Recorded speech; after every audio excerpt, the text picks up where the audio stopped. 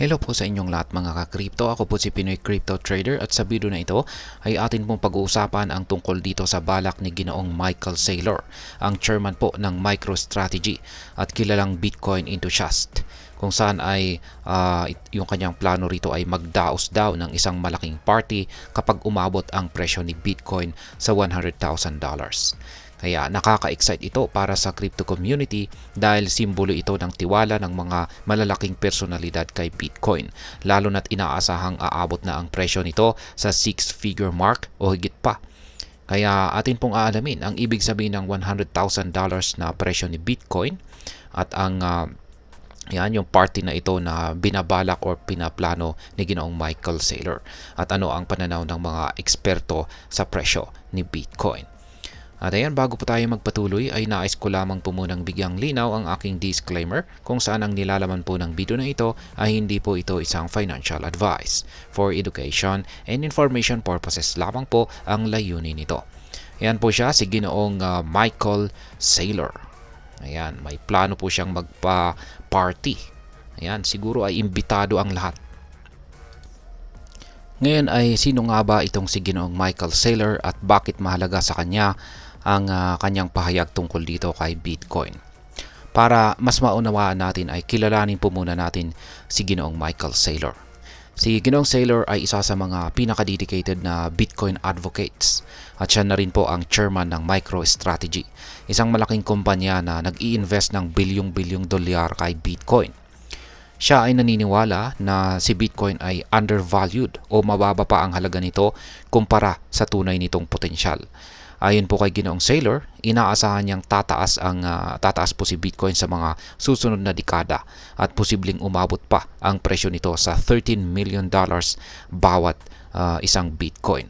At yan po ay sa pagsapit ng mga taong 2045. Ngayong papalipit na po si Bitcoin sa presyong $100,000 ay sinasabi ni Ginoong Saylor na nagpaplano na siya ng party para i-celebrate ang milestone na ito.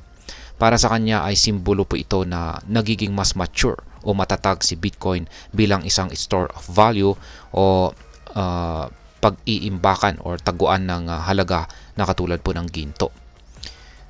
Ngayon ay bakit malapit nang umabot si Bitcoin sa presyong $100,000?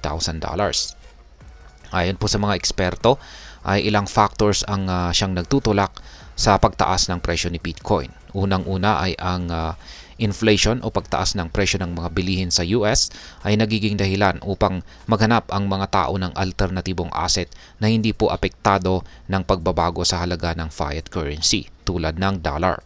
Kaya maraming investors ang naglalagay ng kanilang pondo kay Bitcoin, lalo na ang mga institutions na may malaking kapital. Sa datos ngayon, nasa $91,143 itong si Bitcoin at meron po siyang market cap na umaabot ng $1.8 trillion. Ang mabilis na pagtaas na ito ay sinusuportahan din ng ilang mga kilalang analyst na nagsasabing kung magpapatuloy po ang bullish momentum, hindi malayong maabot ni Bitcoin ang $100,000 sa loob ng isang linggo o higit pa. Ngayon ay ano naman po ang reaksyon ng ibang mga personalidad sa crypto space? Sa balitang ito ay marami ang nag-react, kabilang na po si Ginoong Samson Mow. Isa na rin po siyang kilalang crypto personality at CEO ng Jan3. Sabi po niya na bagaman gusto niyang sumama sa party ni Ginoong Saylor, magiging busy siya next week, na para bang sinasabi niyang naniniwala siyang aabot sa $100,000 si Bitcoin sa loob ng isang linggo. Ang ganitong mga pahayag mula sa mga prominenteng tao sa crypto ay nagbibigay po ng kumpiyansa sa ibang investors na maaring abot kamay na ang 6-figure na target. Nakakatawa ring malaman na si Ginoong Peter Schiff, isang kritiko po ng Bitcoin at taga-suporta ng gold, ay sumagot sa tweet ni Ginoong Saylor. Si Ginoong Schiff, na matagal nang nagsasabi na hindi aabot si Bitcoin sa $100,000, ay tinanong kung mayroon siyang imbitasyon sa party. Ipinakita ng ibang users ang dating tweet ni Ginoong Peter Schiff noong 2019 na nagsasabing hindi raw aabot ng $100,000 si Bitcoin. Kaya tinutuya siya ngayon ng crypto community para aminin na mali ang kanyang prediction.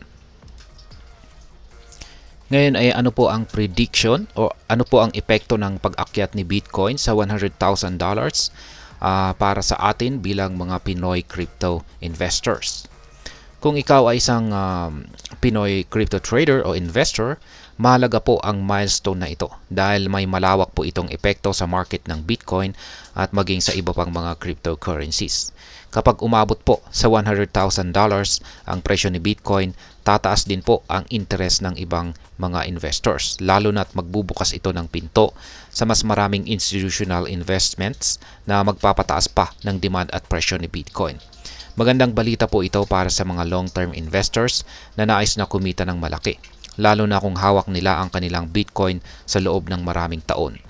Pero kung ikaw ay isang short-term trader, kailangang maging maingat dahil ang ganitong pagtaas ng presyo ay kadalasang sinusundan ng market corrections o panandali ang pagbaba ng presyo. Kapag nagkaroon po ng price adjustments o pagbaba matapos ang malaking pag-akyat, posibleng makaranas po ng pagkalugi o talo ang mga hindi handang harapin ang ganitong volatility sa crypto market. Ngayon ay ano naman po ang aking masasabi tungkol dito?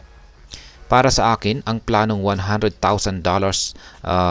na Bitcoin party ni Ginoong Michael Saylor ay hindi lang isang selebrasyon, kundi isang pahayag ng tiwala sa hinaharap ni Bitcoin. Sa likod po ng hype at excitement na dala ng party, mayroon din itong positibong epekto dahil maraming tao ang mapapaisip na i-consider ang Bitcoin bilang investment. Gayunpaman ay hindi ito nangangahulugan na dapat tumalon agad ang mga tao sa crypto investment nang hindi nauunawaan ang mga risk. Laging tandaan na kahit mataas ang potential return sa crypto, mataas din ang risk na kaakibat nito.